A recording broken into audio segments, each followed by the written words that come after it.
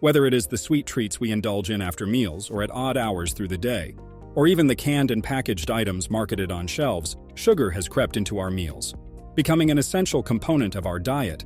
And as unbelievable as it may sound, it influences and impacts our body and its functions in more ways than we can count. Even though it might appear as harmless, this staple in our modern diets is affecting our body, its functions and metabolism, doing more harm than good.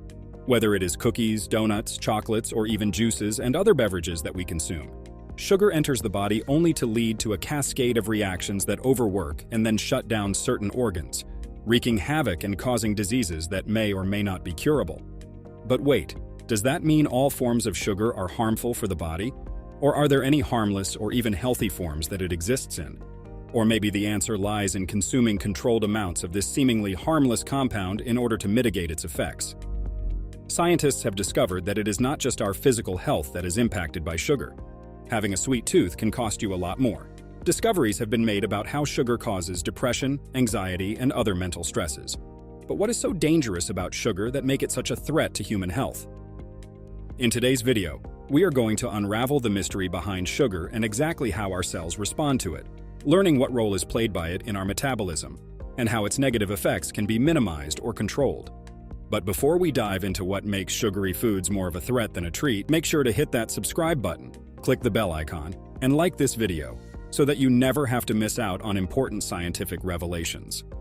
With that said, let's get into the video. Sugar is all around us in almost all foods and drinks that we consume.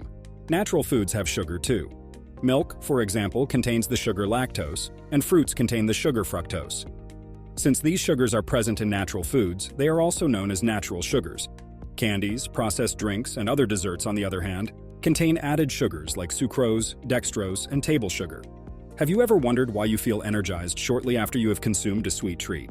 Have you ever wondered where that rush of energy comes from? Well, the sugar that you take in is broken down by your body into energy molecules that give you that quick burst of energy.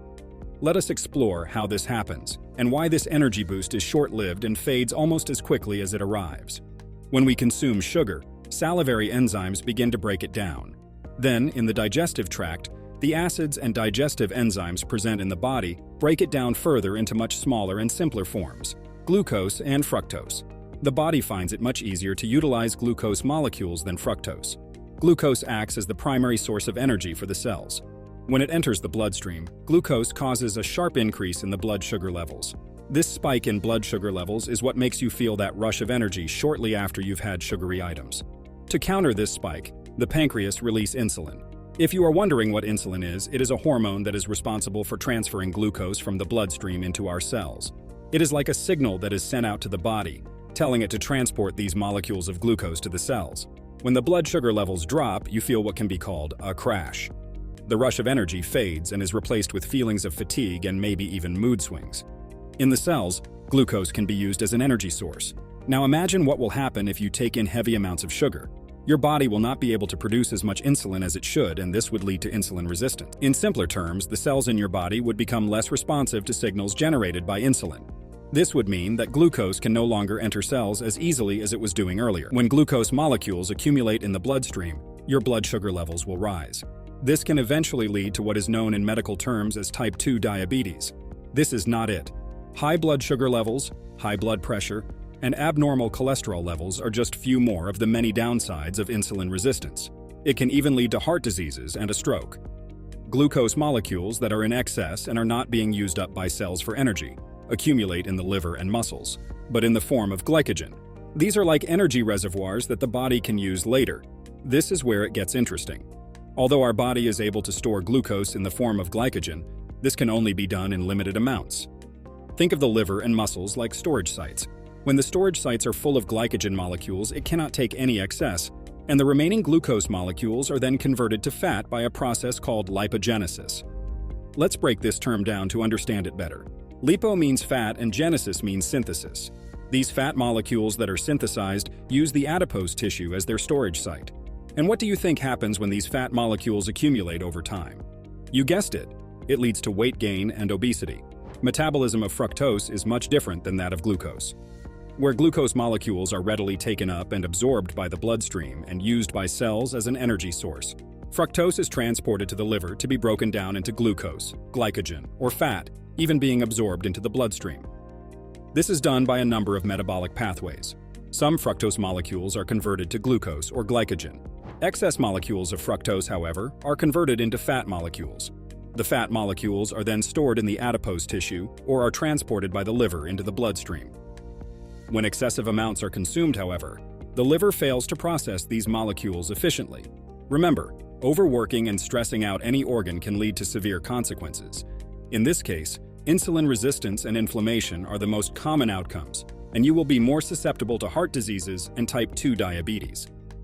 Conversion of fructose into fat molecules can lead to liver diseases and other health issues like obesity, and even put you at a high risk for cardiovascular diseases.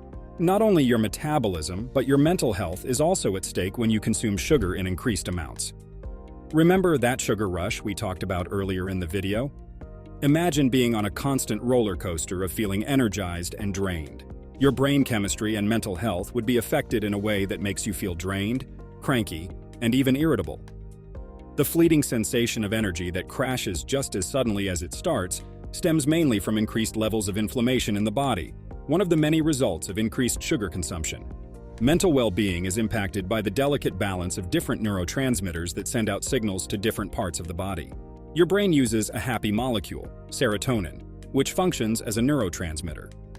Levels of this happy molecule are constantly changing due to inflammation in the body caused by high sugar intake.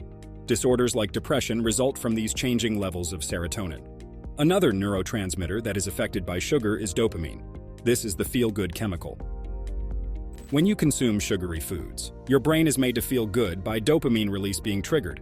But what do you think would happen when you consume way too much sugar and do it more frequently? Your brain becomes addicted to it and is desensitized to this feeling of pleasure and can cause your mood to be disturbed when you reduce sugar intake. Whoa! The downsides of sugar consumption are way too many to count. Does that mean we need to cut off sugary foods from our diets completely? Well, turns out glucose is a need of the body. Your body cannot function as miraculously as it does if you deprive it of energy. A simple way to determine which sugary foods are safe to eat is to understand that natural sugars are a requirement of the human body and do not have to be demonized or avoided. Added sugars, however, do not provide any energy and are of no nutritional value. In fact, studies have shown that a safe amount of sugar consumption exists, so you do not have to give up on your sugary treats altogether. The amount of added sugar that is safe for consumption by women is up to 24 grams per day, while for men it is up to 36 grams per day. The sweet stuff that crowds our meals is not so harmless after all, is it? Makes me wonder which foods and beverages it is lurking in. I will be watching my sugar portions from today. What about you?